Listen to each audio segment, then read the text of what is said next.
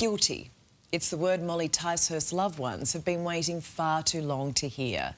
The 28-year-old mother was murdered in her home in Forbes, country New South Wales, in April last year. It's taken almost 18 months for Molly's ex, Daniel Billings, to admit to the crime. One he threatened to commit. He was on bail at the time after stalking and violently attacking the much-loved childcare worker. Molly's death sparked major changes to domestic violence laws. That is her legacy. I spoke to Molly's friend, Jacinda, earlier. Jacinda, it has been a long and emotional day. He's finally admitted he did it, but he took his time, didn't he? Oh, yes, he did. Why was he allowed to take so much time is my question. Because it's put Molly's family through hell, hasn't it? This game of court delays to finally reach this point. Oh, they were already in hell. Just push them deeper. So there should be a mandatory amount of time that a accused monster, that's what they are, they're monsters, have before they get to put in their plea. Can I ask, how did it feel hearing that word guilty, something that you knew to be true all this time? I was very, very emotional. So all of Molly's family would have been even more emotional than that. I'm sure that some people may feel relief. We knew he was guilty anyway.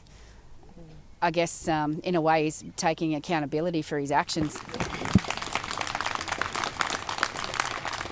Everyone outside the court started clapping when Molly's family walked out. That was a moment.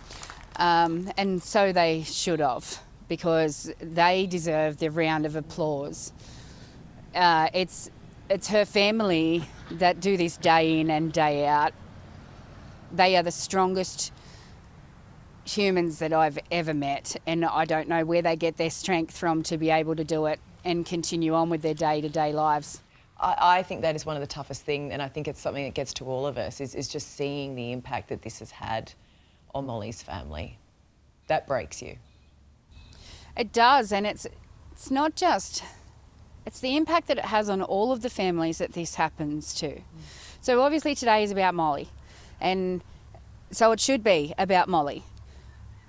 But it's also wider than that. It's so much wider than that. There are so many victims, past, present, and we'd be silly if we thought there wasn't going to be future.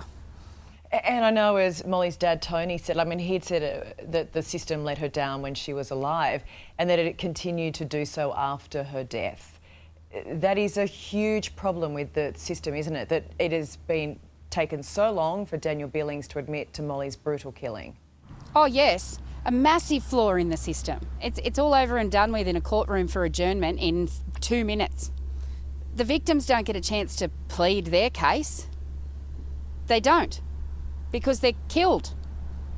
They're gone. And then their families are left behind to pick up the bits and pieces that just keep shattering every single time that they push the case backwards. As far as I'm concerned, that magistrate that sits up there, they should have more say over how long something like this takes. Let's focus on the positive change that has come, and this is something that you've pushed for, that Molly's family's pushed for, that the New South Wales government has now toughened domestic laws. It is now mandatory for electronic monitoring devices to be worn by people on bail for certain DV offences, and court registrars can no longer grant bail, which is what happened in Molly's case. Jacinda, she's saving lives. Yes, she is. She most certainly is, and it is all Molly. I just wish she was still here so she could see it. Yeah. Because everybody wants to take over the world, but not like this. And I heard her dad say that, and it broke my heart because it's the truth.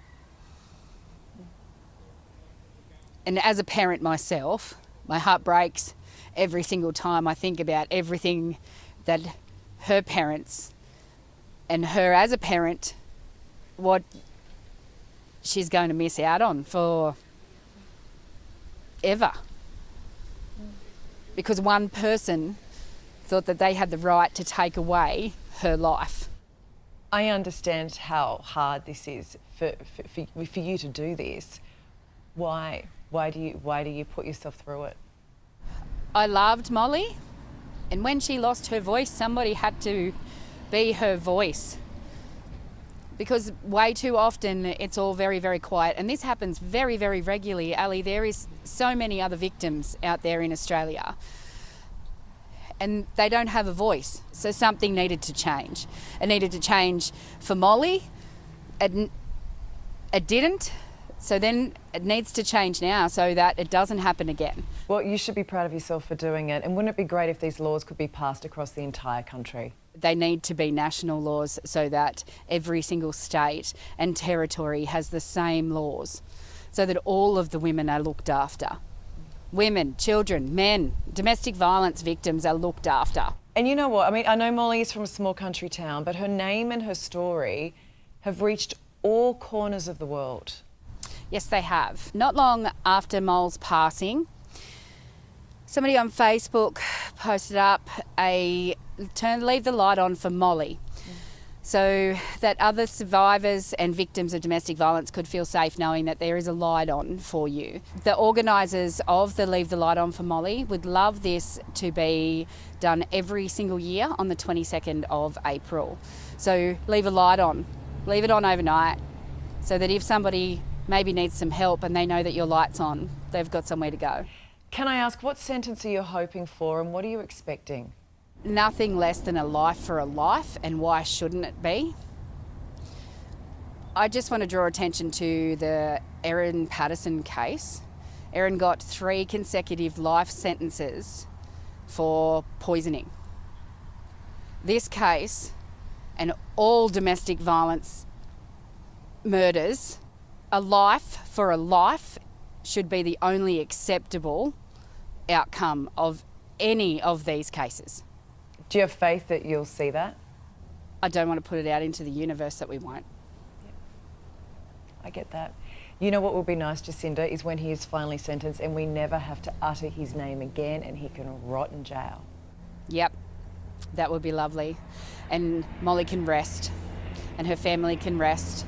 I don't want to finish this chat talking about him, because at times like this it is important to remember what really matters, and that is Molly. That courtroom was full. There were more than 100 supporters at that park outside. Why was she so loved? Because she was beautiful. Everything about her was beautiful. She was the kindest, most loving soul that anybody could ever meet, and I wish that every single person got to meet her.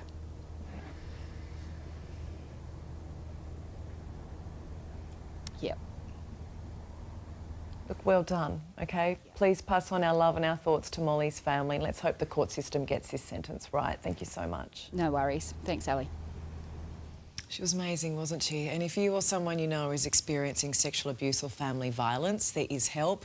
Call 1-800-RESPECT. That's 1-800-737-732.